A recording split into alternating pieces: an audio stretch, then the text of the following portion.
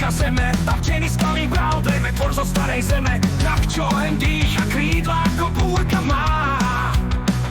S dávnou múdrosťou v očiach, kde minulosť sa odráža. Bol strážcom pokladov, kráľovstiev a starý kríž. Sila v jeho dýchu ničí, čo či spása blízka. Z dávnych legien, kde svet bol ešte mladý, odstáva všetkými so silou hromu v hlase. Drahý domorodský, pán nebeských výšin, s krídlami je tu vietor, letí nad horami. Oheň v jeho srdci, strážca dávnych tajomstiev. Tak európsky z mytológie a snov.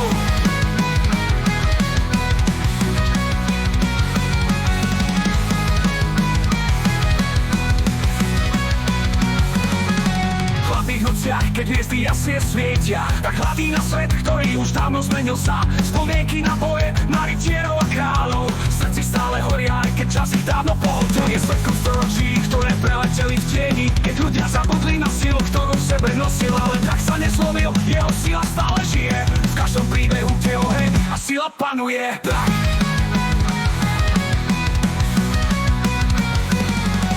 Tak európsky, pán nebeských výšin, s krídlami je to vietor, letí nad horami. Oheň v jeho srdci, strážca dávnych tajomstiev. Tak európsky z mytológie a snov.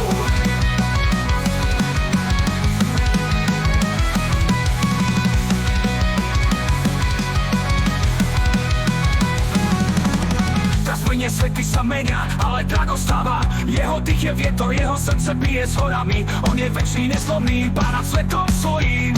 V každom príbehu, v každom snách stále žije. Tak stále žije. Legenda ho žíva, stok znovu letí. Pre tých, čo v neho veria, je viac než len mýtus. Silu mu dáva oheň, čo v jeho srdci horí, a on vie, že jeho príbeh nikdy nezhasne. Tak európsky, pán nebeských výšin, s krídlami ako vietor, letí nad horami. Oheň v jeho srdci, strážca dávnych tajomstiev. Tak európsky z mytológie a snov.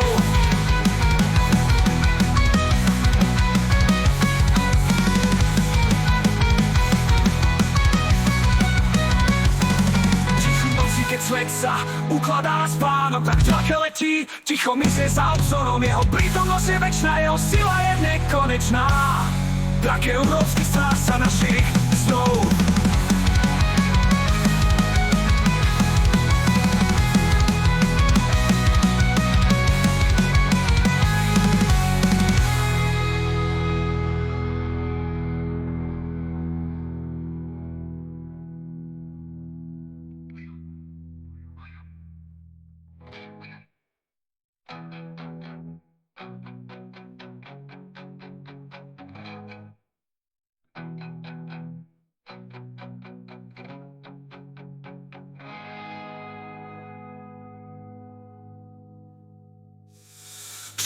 Svety sa menia, ale tak ostáva.